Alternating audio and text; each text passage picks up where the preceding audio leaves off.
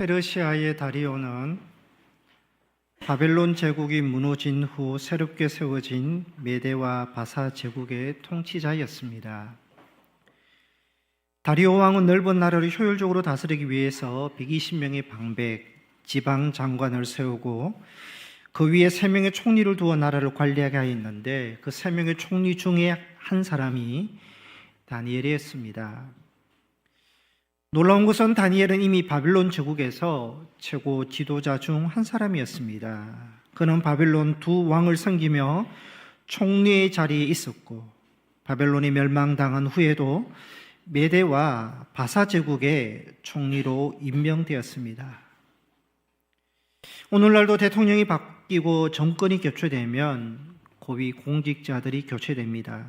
그런데 바벨론에서 페르시아로 나라가 바뀌었음에도 다니엘은 여전히 최고 지도자가 되었습니다. 이것은 다니엘이 얼마나 뛰어난 사람이었는지 탁월한 지혜와 능력을 소유한 자였다는 것을 알 수가 있습니다. 다리오 왕은 자국 신하들의 반대에도 불구하고 다니엘의 뛰어난 능력을 인정하여 그를 총리로 세웠던 것입니다.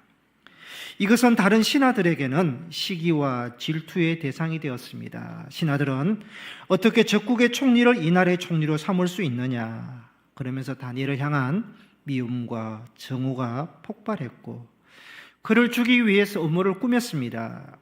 신하들은 다니엘에게서 허물을 찾을 수 없게 되자 제거할 수 있는 유일한 방법은 그의 신앙을 건드리는 것이었습니다.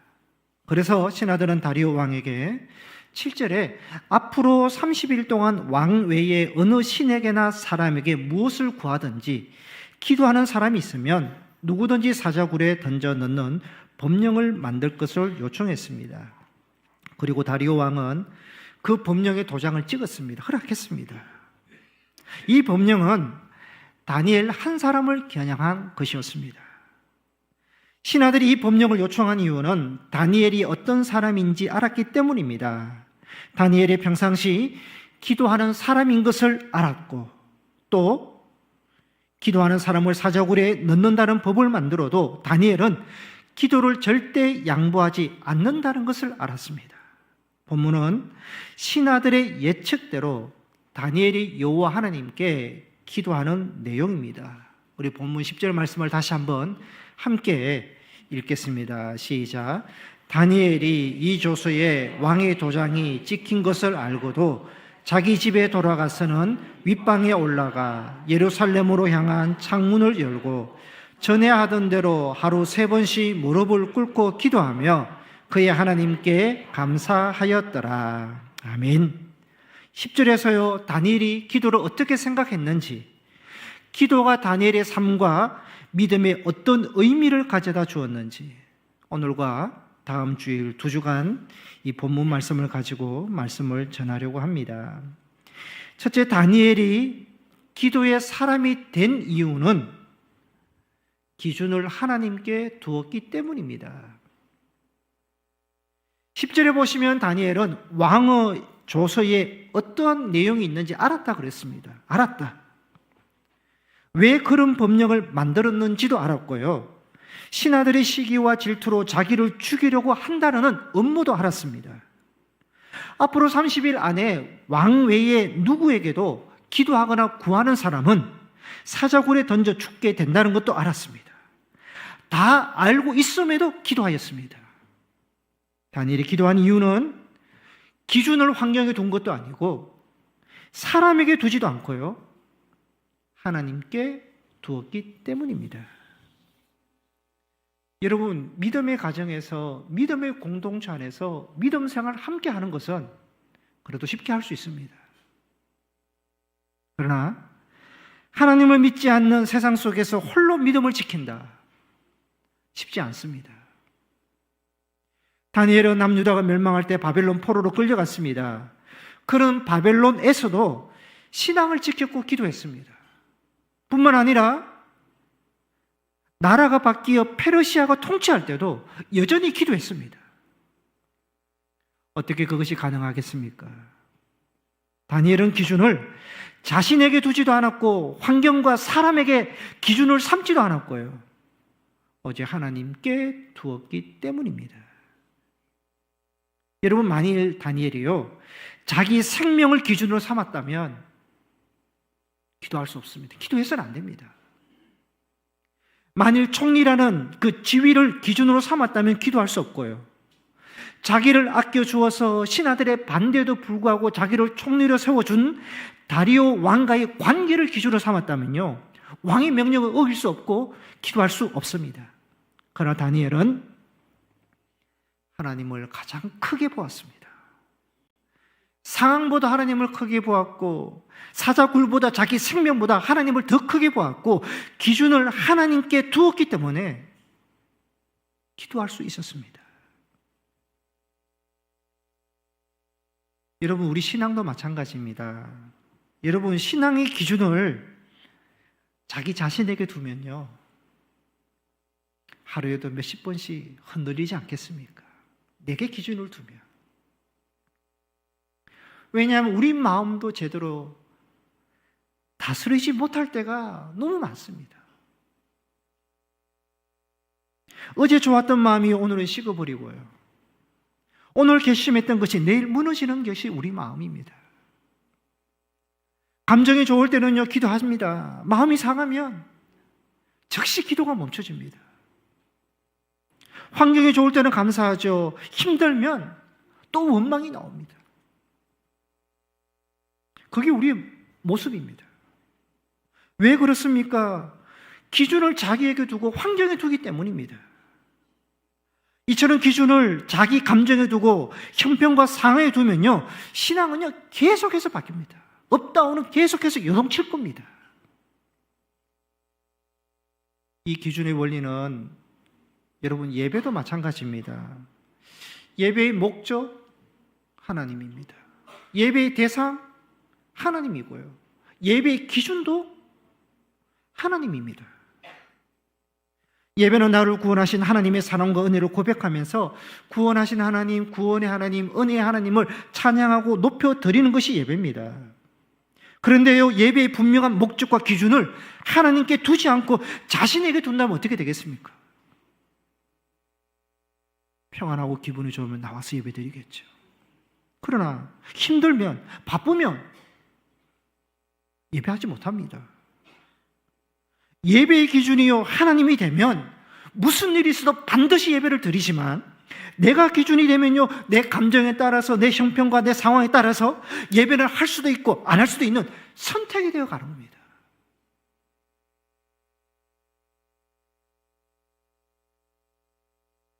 배를 놓아젓는 사공들이 있었습니다. 초보 사공들은 캄캄한 밤에 풍랑이 일어나면요 요동치는 물결을 바라본답니다. 배가 얼마나 흔들리는지 그 배를 바라보고, 물결을 바라보고, 물이 얼마나 배 안에 차오르는지 강물을 바라보면서 노를 젓는답니다. 그러니까요, 흔들리는 물결을 바라보니까 방향을 잃어버립니다. 그러나 노련한 사공들은요 배가 아무리 흔들려도 요동치는 물결을 바라보지 않고 밤하늘에 고정되어 있는 별, 북극성을 바라본답니다. 사방이 어둡고 발밑에 배가 흔들리고 파도가 흔들리고 변하지만 하늘의 북극성은요 변하지 않고 흔들리지 않거든요. 노련한 사공들은요 흔들리는 물결을 바라보는 것이 아니라, 요동치는 환경을 보는 것이 아니라 변치 않는 북극성의 기준을 두고 노를 젓기 때문에요 목적지에 도달할 수 있다고 합니다. 여러분, 우리의 삶도 그렇습니다. 풍랑을 만난 배와 같이 우리의 삶은요 계속 변합니다. 우리의 감정도 변하고, 우리의 마음도 변하고, 우리의 삶도, 환경도 변하고, 건강도, 경제 형편도 변합니다. 여러분, 이런 것들을 기준으로 삼으면 방향을 잃어버리게 되는 겁니다. 계속해서 흔들릴 수밖에 없죠. 지금 다니엘의 발밑에는요 사잘굴이라는 엄청 풍랑이 요동치고 있었습니다. 그러나 다니엘은 발밑에 사자굴을 바라보지 않고 북극성인 하나님께 시선을 고정시킵니다. 기도의 기준을 하나님께 두었기 때문에 흔들리지 않는 것이고 침몰하지 않았던 것입니다. 성도 여러분, 마찬가지입니다. 여동하는 풍랑을 기준으로 신앙생활을 할 수 없고요, 변하는 환경을 기준으로 우리가 살아갈 수 없습니다. 변하지 않는 하나님을 기준으로 삼아야 됩니다. 이사야 40장 8절에 푸른 마르고 꽃은 시드나 우리 하나님의 말씀은 영원히 서리라. 상황은 다 바뀌고 흔들려도요, 하나님의 말씀은 변하지 않고 흔들리지 않다는 것입니다. 우리의 감정은 변해도 하나님의 사랑은 변함이 없습니다. 그러므로 우리의 기도의 기준, 신앙의 기준을 변하지 않는 하나님께 둬야 되는 것이죠. 우리의 북극성, 우리가 바라보아야 될 분은 하나님이십니다. 하나님께 기준을 두는 성도는요, 상황이 좋아서 예배드리고 기도하는 것이 아니라 하나님이 계시기 때문에 기도하고 예배드리는 겁니다. 형편이 허락해서 기도하고 예배하는 것이 아니라 하나님이 기도의 이유, 예배가 이유이기 때문에 나오는 것입니다. 이처럼 하나님께 기준을 둘 때 여러분, 신앙도 기도도 깊어지게 되고 변함이 없어지는 것입니다. 신앙 성장의 과정을 세 단계로 설명합니다. 첫 번째로 자신의 유익과 복을 위해서 하나님을 찾는 단계가 있습니다. 두 번째 단계는 이웃을 섬기고 교회를 세우고 다른 사람들을 위해서 신앙생활하는 단계입니다. 세 번째는 가장 성숙한 단계로 하나님께 영광, 하나님의 뜻을 위해서 살아가는 단계입니다. 여러분, 우리의 신앙은 자기 중심에서 점점 하나님 중심으로 이동해야 되는 것이죠. 믿음은 중심 이동시키는 것입니다. 하나님께로 중심 이동시키는 것이 믿음입니다. 다니엘 신앙이 그랬습니다. 다니엘은요, 자기 유익을 위해서 기도하지 않았습니다. 사람들에게 믿음이 좋은 사람으로 보이기 위해서 기도하지 않았고, 총리의 자리를 지키기 위해서 기도하지 않았습니다. 다니엘의 기도는 오직 하나님을 향하고 있었습니다. 그래서 다니엘은 사자굴 앞에서도 기도할 수 있었고, 죽음의 위험 앞에서도 무릎을 꿇을 수 있었던 것입니다. 기도의 기준이 하나님에게 두었기 때문입니다. 성도 여러분, 우리는 왜 기도하는 것입니까? 여러분, 우리가 복받기 위해서 기도하는 것입니까? 문제를 해결하기 위해서 기도하시는 것입니까? 그것도 기도의 중요한 이유가 됩니다. 그러나 성숙한 기도는요, 하나님 때문에 기도하는 것입니다. 기준을 하나님께 두고 기도하는 것이고 예배 드리는 것입니다.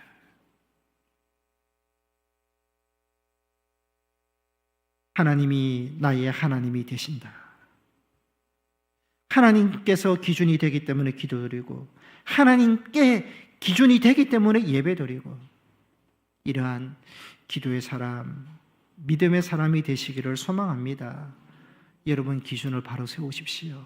기준은 하나님이십니다. 두 번째 다니엘의 기도는 위기 때 시작된 것이 아니라 평생 계속된 기도였습니다. 10절에서 주목할 말씀은요, 전에 하던 대로입니다. 전에 하던 대로. 다니엘은 위기가 닥쳤다고 갑자기 기도를 시작하지 않았습니다. 전에 하던 대로, 평소에 하던 대로 기도했습니다.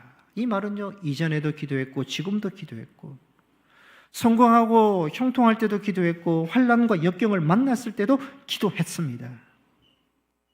다니엘이 남유다에 살았을 때 기도했습니다. 남유다가 멸망합니다. 바벨론의 포로로 끌려가서도 기도합니다. 바벨론에서 총리가 돼서도 기도하고요, 이제는 나라가 바뀌어서 페르시아의 총리가 되었을 때도 기도했습니다. 전에 하던 대로 기도했습니다. 상황은요, 다니엘의 상황은 계속 바뀝니다. 그러나 기도는 바뀌지 않았습니다. 이것이 다니엘의 위대함입니다. 이런 문제가 생기면 기도할 수 있습니다. 평상시에는 기도하지 않다가 어려움이 찾아오면요, 금식 기도할 수 있고 철학 기도도 할 수 있습니다.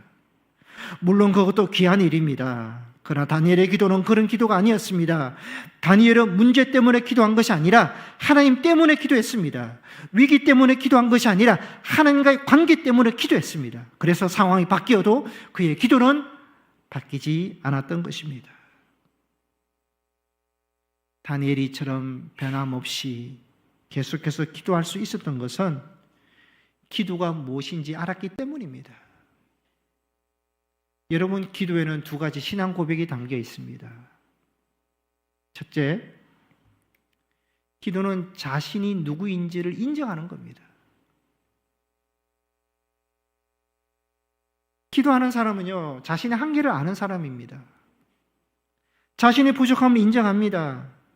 자신이 문제의 해결자가 될 수 없다는 것을 알기 때문에 하나님을 찾고 하나님께 나오는 것입니다.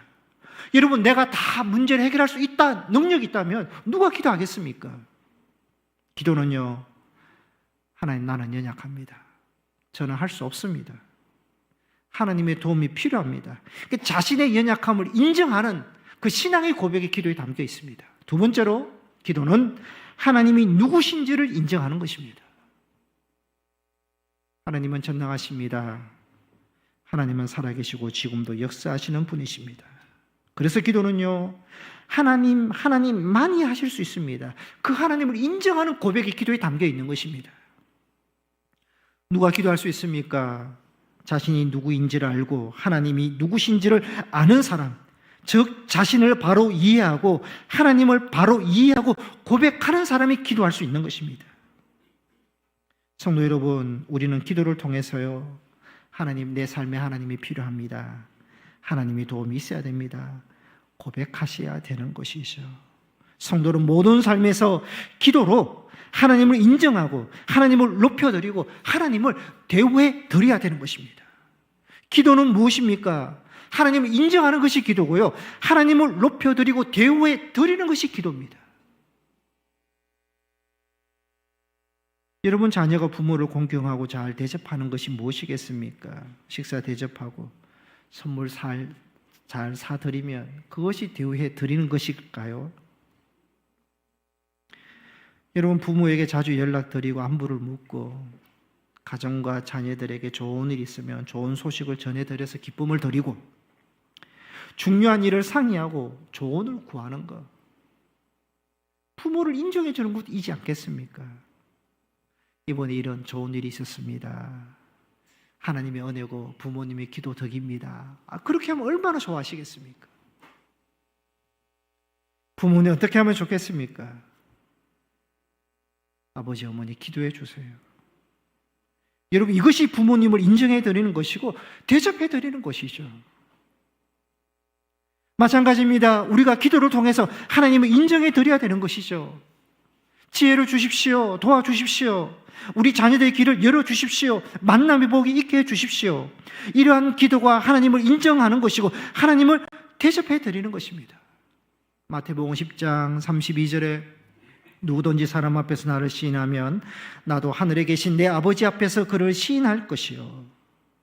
하나님께서는요, 사랑하는 자녀들이 하나님을 시인하고 고백하는 것을 좋아하시고요, 하나님을 찾고 도움을 구하는, 기도하는 것을 기뻐하신다는, 인정하신다, 자기를 인정해 주시는 거니까 그걸 좋아하신다는 것이죠. 사도 바울은 데살로니가전서 5장 17절에 쉬지 말고 기도하라 권면했습니다. 쉬지 말고 변함없이 늘 항상 기도하라. 이 뜻은요, 모든 상황에서 하나님을 의지하라, 하나님을 인정하라는 것입니다. 쉬지 말고 기도하라. 모든 나의 삶에서 하나님을 인정해 드리라는 것입니다.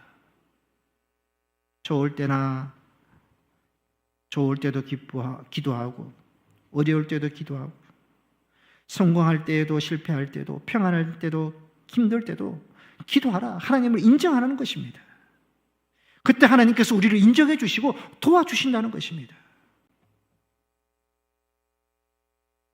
여러분 개인과 여러분 가정에 있어서요, 기도가 필요하지 않았을 때가 있었습니까? 기도가 필요 없었을 때 있으셨어요? 자녀를 한번 생각해 보셔요. 어릴 때는 어릴 대로 기도해야 됩니다. 성장합니다. 성장하니까 또 기도해야 됩니다. 진학을 위해서, 취업을 위해서, 결혼을 위해서, 만남의 복을 위해서 기도합니다. 결혼합니다. 결혼한 가정을 기도합니다. 손주가 생깁니다. 손주를 위해서 기도합니다. 기도의 제목은 계속 바뀝니다. 그러나 기도가 필요 없었던 때는 한 번도 없습니다. 우리 인생에 하나님이 필요하지 않은 순간은 한 번도 없다는 것입니다. 그래서 바울은요, 쉬지 말고 기도해라. 너희 모든 삶에서 하나님을 인정하고 하나님의 도움을 구하라는 것입니다. 소방관들은 실제 화재가 발생했을 때만 훈련하지 않습니다. 평소에 반복해서 훈련을 합니다. 사다리를 오르는 훈련, 화재 진압 훈련, 인명 구조 훈련을 평소에 수없이 반복합니다. 어떤 사람이 궁금해서 아니 실제 화재도 일어나지 않았는데 왜 그렇게 매일 훈련합니까? 질문을 하니까 소방관은 어떻게 대답했겠습니까?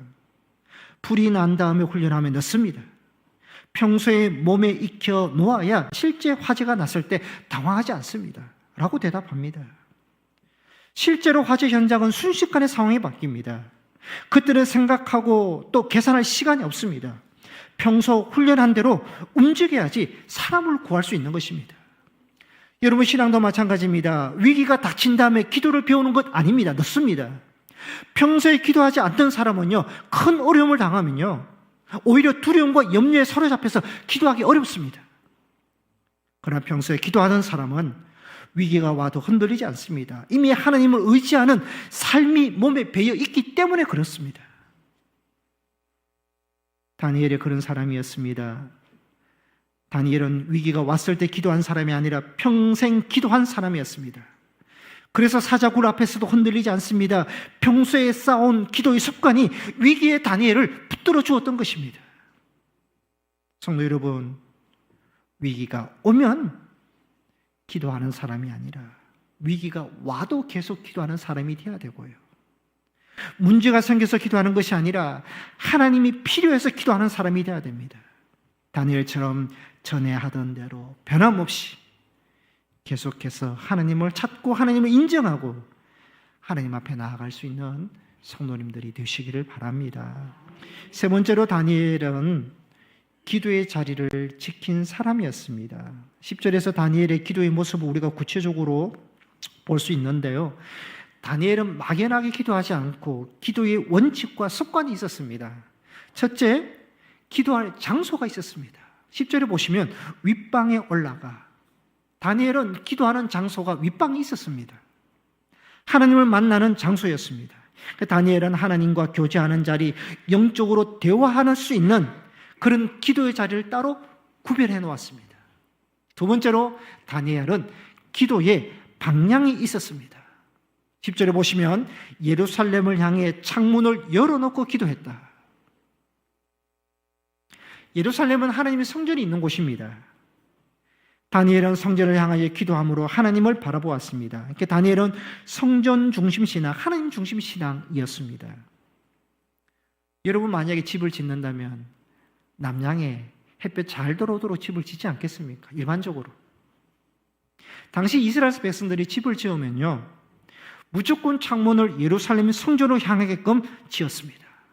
왜냐하면 솔로몬의 기도 때문입니다. 솔로몬이 열왕기상 8장에서 성전을 짓고 봉헌하면서 하나님께 이렇게 기도합니다. 이 백성이 어디에 있든지 이방 땅이라 할지라도 성전을 향하여 기도하거든 그들의 기도와 간구를 들어주옵소서. 솔로몬의 기도처럼 백성들은요, 어디에 살아도 외국에 살아도 예루살렘 성전을 향해서 창문을 열고 기도할 수 있도록 그렇게 집을 지었다는 것입니다. 그러니까 하나님께서 그러면 기도를 들어주신다. 그러니까 성전 중심의 신앙을 백성들은 가지고 있었습니다. 세 번째로 다니엘은 기도의 시간이 있었습니다. 하루에 3번씩 기도하였다. 생각날 때만 기도한 것이 아닙니다. 시간이 남고 여유가 있을 때 기도하지 않았습니다. 정한 시간에 하루에 3번씩 하나님께 기도했다. 여러분 신앙은 좋은 습관이 되어야 됩니다. 여러분 예배도요, 기도도, 찬양대 찬양도, 찬양 봉사도, 주일 봉사도, 사역도요, 또 헌금 생활도 거룩한 습관이 되어야 됩니다. 위대한 신앙은요, 어느 날 갑자기 만들어지는 것이 아니라 작은 습관, 거룩한 습관이 반복되어서 만들어지는 것입니다. 그리고 다니엘은 기도의 자세가 있었습니다. 무릎을 꿇고 기도했다. 하나님 앞에 자신을 낮췄습니다. 겸손한 자세로 기도했습니다. 그러니까 다니엘의 기도를 보면요, 위기의 상황에서 급한 기도, 막연한 기도가 아니었습니다. 기도의 장소가 있었고, 기도의 방향이 있었고, 기도의 시간이 있었고, 기도의 자세가 있었습니다. 그래서 그는 위기의 순간에도 기도할 수 있었던 것입니다. 영국 런던에 유명한 시계탑 빅벤이 있습니다. 많은 사람들이 그 시계를 보고 자기 시간을 맞춥니다. 사람들은 그 빅벤의 시계가 정확하기 때문에 그 시계를 기준으로 자기 시계를 맞춥니다. 만약에요, 빅벤이 어느 날은 맞고 어느 날은 틀렸다면 아무도 그 시계를 기준으로 시계를 맞추지 않을 것입니다. 다니엘이요, 시간을 정합니다. 방향을 정합니다. 장소를 정합니다. 기도의 자세를 정합니다. 하나님께 그렇게 맞추는 이유가 어디 있겠습니까? 하나님께서 내 기도를 들어주신다는 확신이 있으니까 그렇게 하나님께 기도를 맞췄던 것입니다.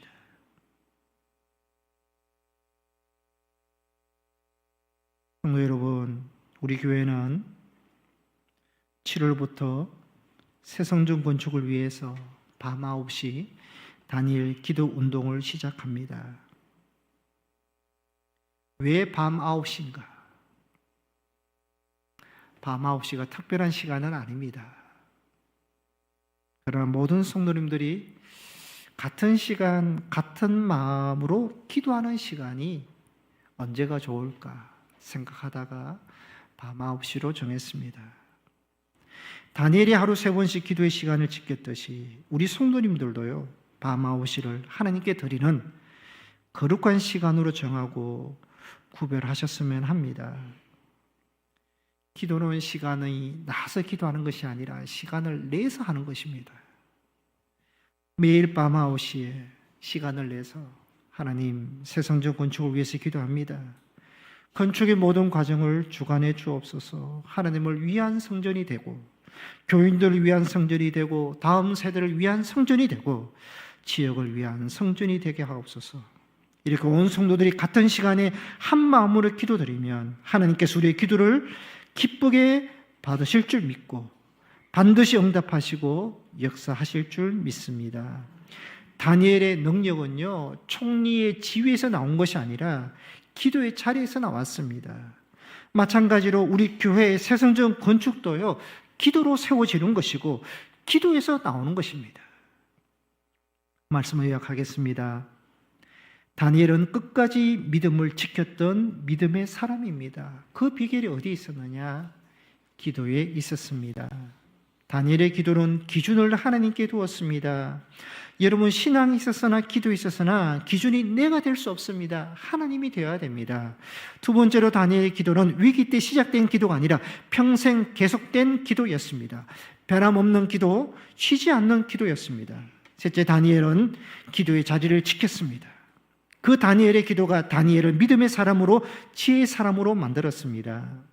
성도 여러분, 새성전 건축을 위한 9시 다니엘 기도 운동에 우리 성도님들도 같은 시간에 같은 마음으로 하나의 기도의 제목을 가지고 함께 기도하는 시간이 되셨으면 합니다. 다니엘처럼 성도님들도 기준을 하나님께 두시고요, 변함없이 기도하시고 기도 시간을 정하여 지켜서 기도하는 기도의 성도님들이 되시기를 바랍니다.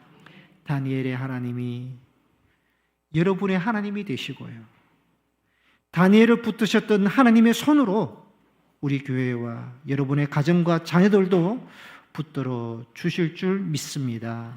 다니엘처럼 기도의 사람으로 살아가는 우리 모든 성도님들이 되시기를 주님 이름으로 축복합니다. 기도하시겠습니다.